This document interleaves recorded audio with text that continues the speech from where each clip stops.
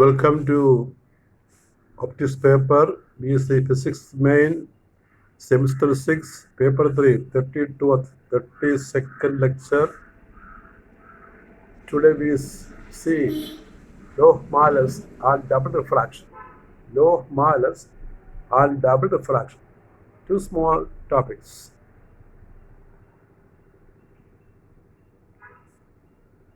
At first we can see what is law of Malus. Malus law. Law of Malus. ആ പടം ഒന്ന് മനസ്സിലാക്കിക്കൊള്ളാം. ഒന്നാമത്തത് ഒരു മിററാണ്, രണ്ടാമത്തത് മിററാണ്. അത് ഒന്നാമത്തിന് പോളറൈസർ എന്ന് പറയും, രണ്ടാമത്തിന് അനലൈസർ എന്ന് പറയും. കാരണം മിറർ പോളറൈസറാണല്ലോ. കാരണം ലൈറ്റ് വീണാൽ പിന്നെ പോളറൈസ് ആംഗിൾ പതിച്ചാൽ നമുക്ക് കിട്ടുന്ന ലൈറ്റ് പോളറൈസ്ഡ് ആയിരിക്കും. അപ്പോൾ ഒന്നാമത്തതിന് പോളറൈസറാണ്, രണ്ടാമത്തത് അനലൈസർ. ഈ ലൈറ്റ് പോളറൈസ്ഡ് ആണെന്ന് കണ്ടുപിടിക്കാനുള്ള മറ്റൊരു കണ്ണാടിയാണ്. രണ്ട് കണ്ണാടി ആൾമോസ്റ്റ് പാരലൽ വെച്ചിരിക്കുകയാണ്. അപ്പോൾ റേ വന്നിട്ട് ഒന്നാമത്തെ കണ്ണാടിയിൽ പതിക്കും, രണ്ടാമത്തിൽ പതിച്ചിട്ട് നമുക്ക് റിട്ടേൺ ചെയ്യുകയാണ്. അപ്പോൾ ലൈറ്റ് പോളറൈസ്ഡ് ആണോ അല്ലയോ എന്നാണ് പറയുന്നത് ഇവിടെ. Law of Marles. This law states that the intensity of light transmitted from analyzer is proportional to the square of the cosine of the angle between the planes of transmission of analyzer and polarizer.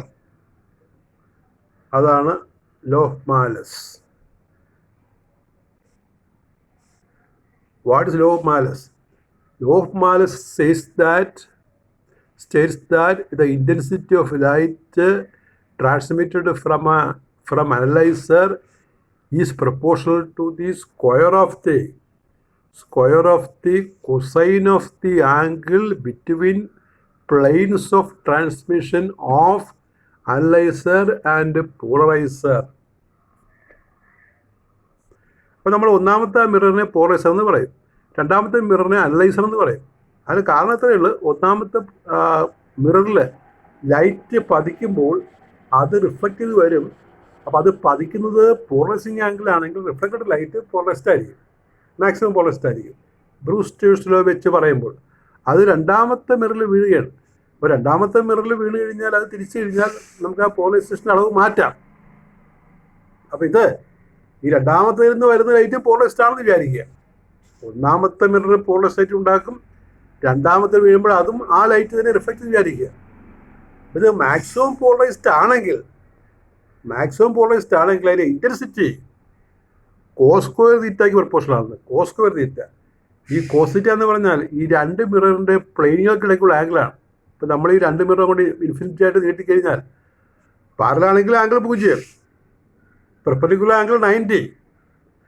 അപ്പോൾ അത് കുറച്ച് ചരിഞ്ഞിരുന്ന് കഴിഞ്ഞാൽ ഒരു angle കിട്ടും നമുക്ക്, 10 ഡിഗ്രിയോ 20 ഡിഗ്രിയോ കിട്ടും. അപ്പോൾ ആ ആംഗിളിൻ്റെ, ഈ രണ്ട് മിററിൻ്റെ ഇടക്കുള്ള ആംഗിളിൻ്റെ, പാരലൽ മിറേഴ്സ് ആണെങ്കിൽ ആംഗിൾ θ 0 ആണ് കേട്ടോ. പിന്നെ ഇൻക്ലൈൻഡ് ആണെങ്കിൽ നമുക്കൊരു 20-30 ഡിഗ്രി കിട്ടും. അപ്പോൾ ആ ആംഗിളിൻ്റെ സ്ക്വയറിന് കോസ് സ്ക്വയർ തീറ്റയ്ക്ക് പ്രൊപ്പോർഷണലാണ് നമുക്ക് ഈ അനലൈസറിൽ നിന്ന് വരുന്ന ലൈറ്റിൻ്റെ intensity. The light intensity from the analyzer is proportional to square of the cosine theta, where theta is the angle between the plane of the mirrors. I proportional cos square theta, that is law of Malus. അപ്പോൾ ഒരു polarizer ഒരു അനലൈസറിൽ നിന്ന് light വരും, അതിനൊരു intensity ഉണ്ട്. ആ ഇൻറ്റൻസിറ്റിയുടെ അളവ് ഈ കോസ് സ്ക്വയർ തീറ്റയ്ക്ക് പ്രൊപ്പോർഷണലാണ്. തീറ്റ എന്ന് പറഞ്ഞാൽ ആ രണ്ട് മിററിൻ്റെയും അനലൈസറിൻ്റെയും പോളറൈസറിൻ്റെയും ഇടയ്ക്കുള്ള ആംഗിളാണ് theta. I proportional to cos square theta, that is law of Malus. അപ്പോൾ അത് എപ്പോഴാണ് ലൈറ്റ് മാക്സിമം ആവുന്നത്? തീറ്റ നമുക്കറിയാം, തീറ്റ 0 ആകുമ്പോൾ ലൈറ്റ് മാക്സിമം ആവുമെന്ന് അറിയാമല്ലോ. കാരണം കോസ് 0 ആണെങ്കിൽ അത് 1 ആയിരിക്കും, അപ്പോഴേ light maximum. Where I is the intensity of toys reflected light and theta is the angle between polarizer and analyzer. That is I equal to I0 cos square theta. If theta is 0 degree, then I equal to I0 cos square 0 is equal to I0 into 1 equal to I0. If theta is 90, then I is equal to I0 cos square 90, that is 0. I is equal to 0. അപ്പോൾ അതിൻ്റെ ഒരു problem ഉണ്ട്, ഒരു important problem ഉണ്ട്. ഒരേ type 2 problem ഉണ്ട്. അപ്പോൾ നമ്മൾ 2 ചെയ്തിരിക്കുകയാണ് ഇവിടെ. 2 ഒരേ ടൈപ്പ് തന്നെയാണ്, ചെറിയ വ്യത്യാസമില്ല. A polarizer and analyzer are arranged, are oriented so that maximum amount of light is transmitted. First off, to what fraction of its maximum value be the intensity of the transmitted light be reduced when the analyzer is rotated through A 30 degree, B 45 degree, C 60 degree. You see the question once again. A polarizer and analyzer are oriented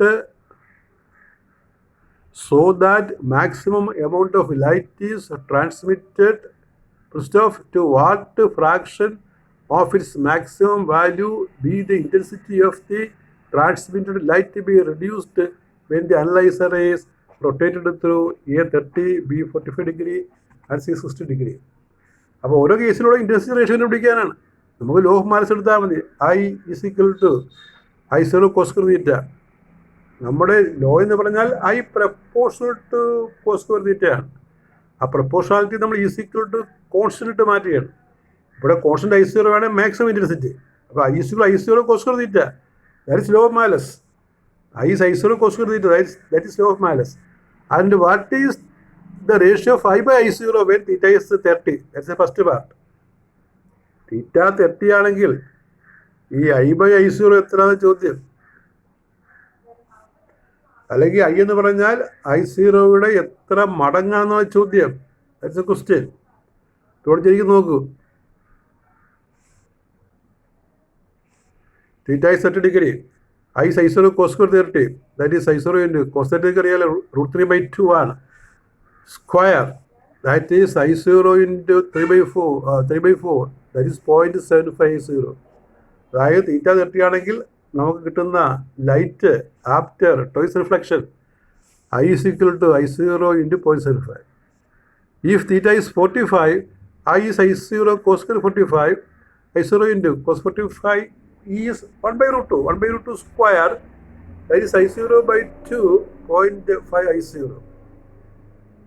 If theta is 60, then I is equal to I0 cos square 60. I0 into cos 60 is 1/2. 1/2 square. Therefore, I0 by 4 equal to 0.25 I0. That is the answer. The same question is repeated in a different way.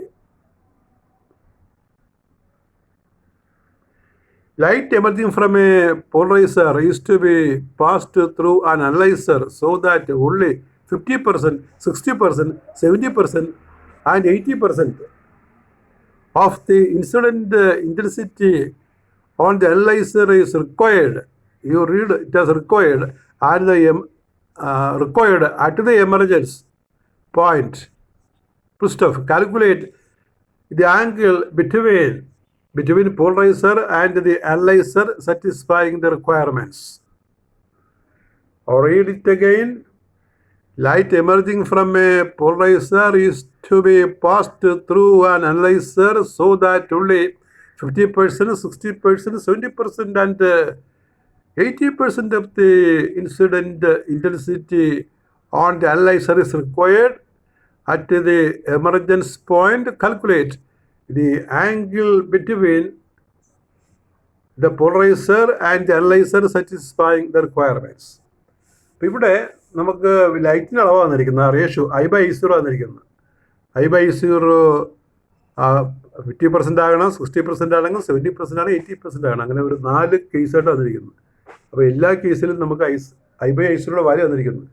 അപ്പോൾ അതിന് corresponding ആയിട്ടുള്ള angle എത്രയാണ്, തീറ്റ എത്രയാണ് എന്നാണ് ചോദ്യം. So we write the equation I is I0 cos square theta. That is law of Malus. Number 1, I is 50% I0. ആദ്യം പറഞ്ഞത് 50% ആണല്ലോ I0യുടെ. 50% 0.5. So I is 0.5 I0. അതങ്ങോട്ട് സബ്സ്റ്റിറ്റ്യൂട്ട് ചെയ്യും നമ്മൾ. അപ്പോൾ I is I0 cos square theta ആണല്ലോ. അപ്പോൾ 0.5 I0 is I0 cos square theta. അപ്പോൾ നമുക്ക് കിട്ടുന്നത് 0.5 is cos square theta, that is cos theta is equal to 0.5 into root 0.7071, theta is cos inverse 0.7071. അപ്പോൾ ഈ 0.7071 രണ്ട് ഉത്തരമുണ്ട്, അതായത് 45 ഡിഗ്രി ഉണ്ട്, 135 ഉണ്ട്. കാരണം കോസ് 45 എടുത്താലും കോസ് 135 എടുത്താലും ഒരേ ആൻസറാണ്. അപ്പോൾ രണ്ട് പോസിബിലിറ്റി. അപ്പോൾ ക്ലോക്ക് വൈസും തിരിക്കാം, ആൻറ്റി ക്ലോക്ക് വൈസും തിരിക്കാം. 45 ഡിഗ്രി ഒരു ദിശയിലാണെങ്കിൽ 135 ഓപ്പോസിറ്റ് തിരിച്ചാൽ അതേ പൊസിഷനിൽ വരും. അപ്പോൾ രണ്ട് ആൻസറുണ്ട് തീറ്റയ്ക്ക്. ഇനി അടുത്ത I 60% ആണ് ഓഫ് I0. അപ്പോൾ I 0.6 I0. ഈ പെർസെൻറ്റേജ് നമ്മൾ നമ്പറാക്കണം, സംഖ്യ ആക്കണം. അപ്പോൾ 0.6 ആണല്ലോ, 100 കൊണ്ട് ഡിവൈഡ് ചെയ്യണം. So I is 60% of I0, 0.6 I0, cos square theta is I by I0, gives cos square theta is equal to 0.6 I0 by I0, that is 0.6. Therefore, cos theta is root of 0.6. Which is plus or minus. നോക്കിയോ, മുകളിൽ plus or minus ഉണ്ട് കേട്ടോ. തീറ്റ 45 135 എടുക്കാൻ കാര്യം root കാണുമ്പോൾ plus or minus വരുന്നതുകൊണ്ടാണ്. മൈനസിനാണ് ഈ cos theta 135 വരുന്നത്. ഇവിടെ അതുപോലെ തന്നെ പിന്നെ കോസ് തീറ്റയ്ക്ക് പിന്നെ പ്ലസ് ഓർ മൈനസ് വാല്യൂ വരുമല്ലോ, 0.7746. അപ്പോൾ പ്ലസിനൊരു വാല്യൂ 39.2 ഡിഗ്രി, മൈനസിനൊരു വാല്യൂ 140.8 ഡിഗ്രി. രണ്ടും കൂട്ടിയാൽ 180 വരണം. രണ്ട് ആംഗിളും കൂട്ടിയാൽ 180 വരണം. അതിപ്പോഴാണ് ആംഗിൾ ഡിവൈഡ് ചെയ്യുന്നത്. അടുത്ത ക്വസ്റ്റ്യൻ, അടുത്ത part number 3. I is 70% of I0, that is 0.7 I0. Cos square theta is 0.7 I0 by I0, that is 0.7. Cos theta is root plus or minus 0.8367. ആ 0.7 റൂട്ടാണ്. അപ്പോൾ തീറ്റ നമ്മൾ കാൽക്കുലേറ്റർ നോക്കുമ്പോൾ 33.2 ഡിഗ്രി, അത് പ്ലസ് വാല്യൂവിനാണ്. പിന്നെ 146.8 ഡിഗ്രി മൈനസ് വാല്യൂവിനാണ്. രണ്ടും കൂട്ടിൽ 180 കിട്ടും. അടുത്തത് പിന്നെ I 80% ആണ്. അപ്പോൾ I 0.8 I0 വരും. cos square theta is 0.8, cos theta root plus or minus 0.8944 എന്ന് കിട്ടും. അപ്പോൾ അത് നമ്മൾ പ്ലസിന് തീറ്റ കിട്ടുന്നത് 26.6, 26.5 ഡിഗ്രി. And for minus value we get 153.4 degree. If we add these two, we get 180.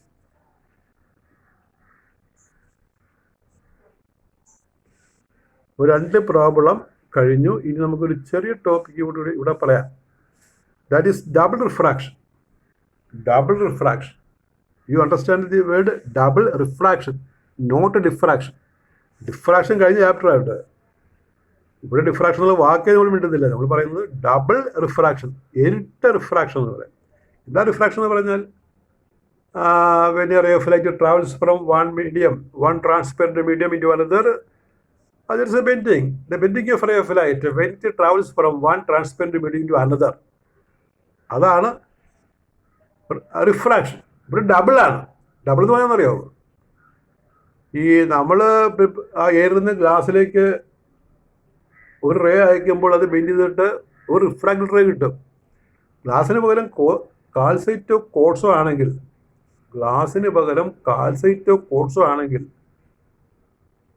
ഗ്ലാസ്സിൽ പതിവായി കിട്ടുന്ന ഒരു റിഫ്രാക്റ്റഡ് റേക്ക് പകരം കാൽസൈറ്റ് ഇല്ല അല്ലെങ്കിൽ കോട്സിൽ രണ്ട് റിഫ്രാക്റ്റഡ് റേ ഉണ്ടാകും.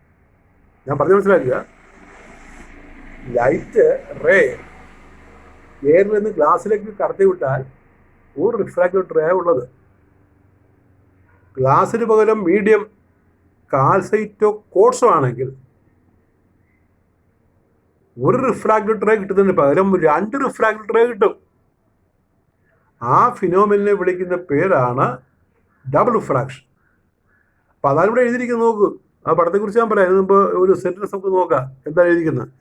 When a ray of ordinary light is incident on a calcite or quartz crystal, calcite quartzo ആണ് doubly refracting crystals-ന്റെ best example. Calcite or quartz crystal, it is split up into two refracted rays in the place of usual one in glass. This phenomenon is known as double refraction. ഗ്ലാസ്സിൽ പതിവായി കിട്ടുന്ന ഒരു refracted rake പകരം കാൽസൈറ്റോ കോട്സോ ആണെങ്കിൽ നമുക്ക് രണ്ട് refracted ray കിട്ടും. ആ ഫിനോമിനെ വിളിക്കുന്ന പേരാണ് ഡബിൾ റിഫ്രാക്ഷൻ. ഇത് മനസ്സിലാക്കാൻ ഒരു പരീക്ഷണമാണ് മുകളിൽ കൊടുത്തിരിക്കുന്നത്. ആ ഓയിൽ ഒരു കുത്തിട്ട് കാണിച്ചിരിക്കുന്നത് ഒരു ബ്രൈറ്റ് സ്പോട്ടാണ്. അത് നമ്മളൊരു കാൽസരി ക്രിസ്റ്റൽ വെച്ച് നോക്കുകയാണ്. നമ്മുടെ കണ്ണാണ് ഈ റൈറ്റ് സൈഡിൽ കാണുന്നത്. നോക്കുമ്പോൾ നമ്മൾ ആ സ്പോട്ട് 2 സ്പോട്ട് കാണുകയാണ്. 2 സ്പോട്ട്. ആ കാൽസൈറ്റ് നോക്കുമ്പോൾ 2 സ്പോട്ട് കാണും. 2 ഇമേജ് കാണും.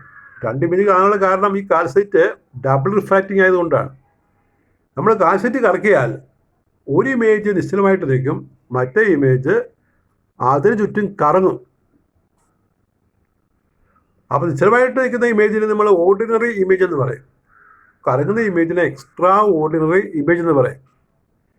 അപ്പോൾ ഇവ രണ്ടിനും റേ കറസ്പോണ്ട് ചെയ്യുന്നുണ്ട്. ഇപ്പോൾ ഓ ഇമേജിനെ കറസ്പോണ്ട് ചെയ്യുന്ന റേയെ നമ്മൾ ഓ റേ, ഓർഡിനറി റേ എന്ന് പറയും. ഈ ഇമേജിനെ, എക്സ്ട്രാ ഓർഡിനറി ഇമേജിനെ കറസ്പോണ്ട് ചെയ്യുന്ന റേയെ നമ്മൾ ഈ റേ എന്ന് പറയും. Extraordinary ray. അപ്പോൾ 2 rays, O ray and E ray ഉണ്ടാകും. നമ്മൾ പറയുന്നത് ഈ ഓറയും ഈറയും 2 പോളറൈസ്ഡാണ്. അതാണ് വേറൊരു കാര്യം. ഓറയും ഈറയും സെപ്പറേറ്റ്ലി പോളറൈസ്ഡ് ആണ്. അപ്പോൾ അതാണ് നമ്മൾ താഴെ ഡെമോൺസ്ട്രേഷനായിട്ട് കൊടുക്കുന്നത്. Demonstration of double fraction dear V C e ray and o ray. അപ്പോൾ ഈറയും ഓറയും ഇവിടെ കാണുക കേട്ടോ. ഓർത്താൽ പോളറൈസ്ഡ്, ഓർത്തോളണം. ഈ ഫാൽ ഇല്യൂമിനേറ്റഡ് പിൻ ഹോൾ, അതാണ് നമ്മൾ നേരത്തെ പടത്തിൽ കണ്ടത്, ഒരു ബ്രൈറ്റ് സ്പോട്ട് അല്ലെങ്കിൽ പിൻ whole. If an illuminated pinhole is viewed through a calcium crystal, 2 images of the pinhole are seen. Calcite കൊണ്ട് ഒരു ഇല്യൂമിനേറ്റഡ് പിൻഹോൾ, ഒരു ബ്രൈറ്റ് സ്പോട്ടിനെ നോക്കിയാൽ 2 ഇമേജ് കാണാം. Or rotating about the direction of the incident ray as axis, one of the images is found to remain stationary while the other rotates around the stationary image. അപ്പോൾ ഒരു image സ്റ്റേഷനറായിട്ട് നിൽക്കും, മറ്റത് stationery ഇമേജിന് ചുറ്റും കറങ്ങും. The stationary image is known as ordinary image, O image, and the other is called extraordinary image, E image. The rays giving rise to O image and E image are called O ray and E ray. Both O and E rays are polarized. അപ്പോൾ O image തരുന്ന റേയെ നമ്മൾ O ray എന്ന് പറയും, E image തരുന്ന റേയെ E ray എന്ന് പറയും. 2 റേയും polarised ആണ്. അപ്പോൾ അതിൻ്റെ ക്വസ്റ്റ്യൻ പറഞ്ഞിരിക്കുന്നത് എക്സ്പ്ലെയിൻ ഡബിൾ റിഫ്രാക്ഷൻ. അത് ചോദിക്കുക what are O ray and E ray. അത് ഉത്തരമാണ് മുകളിൽ പറഞ്ഞിരിക്കുന്നത്. അടുത്ത ഇതിൻ്റെ ഒരു ചെറിയൊരു പാർട്ട് കൂടി ഉണ്ട്.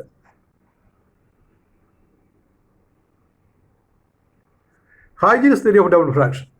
അപ്പോൾ ഡബിൾ റിഫ്രാക്ഷന് ഹൈജീൻ ഒരു തിയറി വന്നിട്ടുണ്ട്. തിയറി അല്ല, ഒരു എക്സ്പ്ലനേഷനാണ്, ഒരു സിമ്പിൾ എക്സ്പ്ലനേഷനാണ് അദ്ദേഹം കൊടുത്തിരിക്കുന്നത്. എങ്ങനെയാണ് ഈ ഡബിൾ റിഫ്രാക്ഷൻ ഈ കാൽസൈറ്റ് അല്ലെങ്കിൽ കോഴ്സ് പോലുള്ള മീഡിയം കാണിക്കുക. How the media like calcite and quartz show double refraction and that is explained by Huygens in his small brief theory. അപ്പോൾ ഈ തിയറിയുടെ പ്രധാനപ്പെട്ട പോയിന്റാണ് ആദ്യം പറയുന്നത്, salient features of Huygens's theory. 2 wave front. ആദ്യ പോയിന്റ് 2 വേവ് ഫ്രണ്ട് ആകട്ടെ, 2 wave front. അപ്പോൾ ഈ ഹൈജീനിസ് തിയറിയുടെ ബേസിക് ഐഡിയ എന്ന് പറയുന്നത് 2 വേവ് ഫ്രണ്ടിൻ്റെ കൺസെപ്റ്റാണ്. എന്താണെന്ന് നോക്കിയേ. When light waves are incident on A double അല്ലെങ്കിൽ എന്നോട് എഴുതാം, double refractive crystal, every point of it becomes a source of secondary wavelengths and sends out not 1 but 2 types of wave fronts. One wave front corresponds to O ray and the other corresponds to E ray. അപ്പോൾ light ഒരു double refracting മീഡിയത്തിലേക്ക് പ്രവേശിക്കുമ്പോൾ ആ മീഡിയത്തിലെ ഓരോ പോയിന്റും 2 wave ഫ്രണ്ടിൻ്റെ സോഴ്സായിട്ട് മാറും. ഒരെണ്ണത്തിൻ്റെ അല്ല, 2ൻ്റെ. ആ ഒരെണ്ണം O റേയെ കറസ്പോണ്ട് ചെയ്യുന്ന വേവ് ഫ്രണ്ട് ആയിരിക്കും, മറ്റത് രണ്ടാമത്തത് E റേയെ കറസ്പോണ്ട് ചെയ്യുന്ന വേവ് ഫ്രണ്ട് ആയിരിക്കും.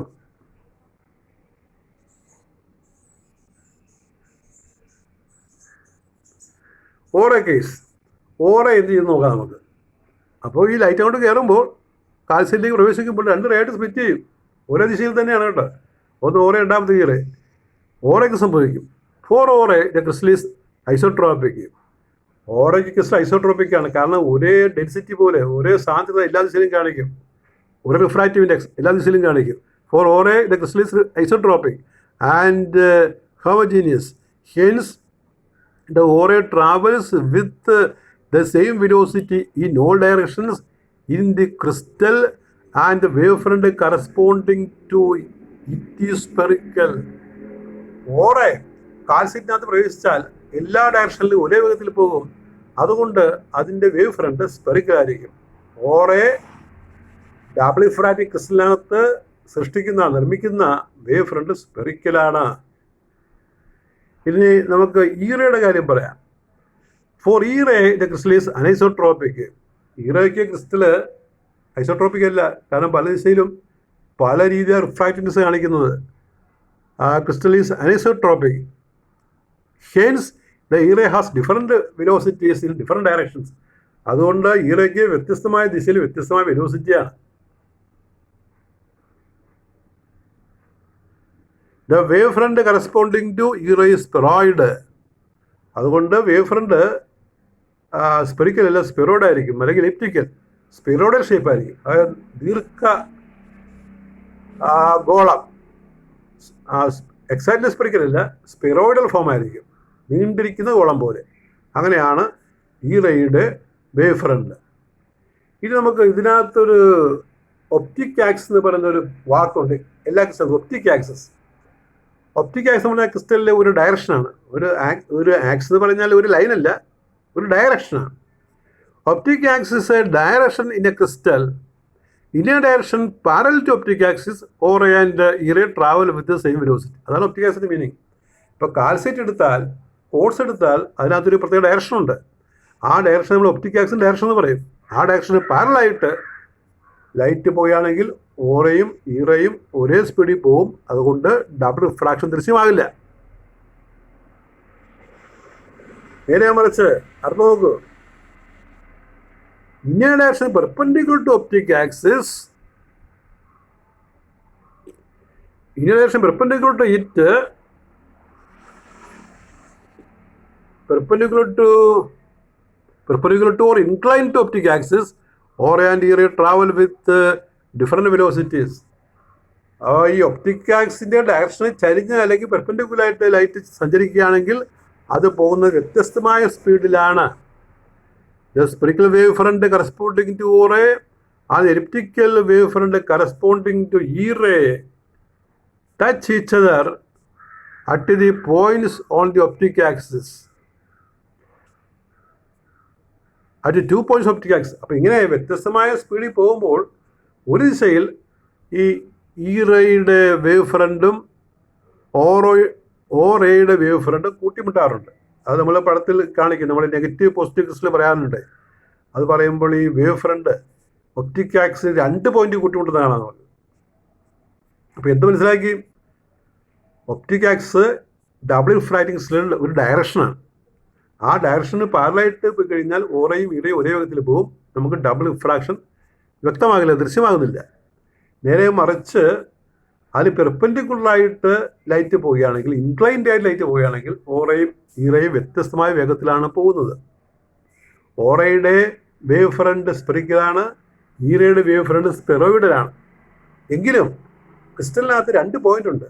അവിടെ ഈ ഓറയുടെ സ്പെറിക്കൽ വേവ് ഫ്രണ്ടും ഈറയുടെ സ്പെറോയിഡൽ വേവ് ഫ്രണ്ടും കോയിൻസൈഡ് ചെയ്യുന്നതായിട്ട് കാണാം. അത് നമ്മൾ ഒരു പടം വരയ്ക്കുന്നുണ്ട്. അതിന് അടുത്ത കേസിലാണ് വരയ്ക്കുന്നത്. അത് നെഗറ്റീവ് ക്രിസ്റ്റൽ, പോസിറ്റീവ് ക്രിസ്റ്റൽ എന്നൊരു ഭാഗമുണ്ട്. അത് പറയുമ്പോൾ ഈ വേവ് ഫ്രണ്ട് കൂട്ടിമുട്ട് നമുക്ക് കാണാം. അപ്പോൾ ഇത്രയും കാര്യങ്ങൾ പഠിക്കുക. ഇപ്പോൾ ഒപ്റ്റിക് ആക്സിസ് ഒരു ഷോർട്ട് ആൻസർ ക്വസ്റ്റ്യൻ ആണ്. വാട്ട് ഈസ് ഡബിൾ റിഫ്രാക്ഷൻ മറ്റൊരു ക്വസ്റ്റ്യൻ ആണ്. അപ്പോൾ അത്തരം ക്വസ്റ്റ്യൻസ് ചോദിക്കുകയും ചെയ്യും. That is all with your 30-second lecture on optics. Thank you very much.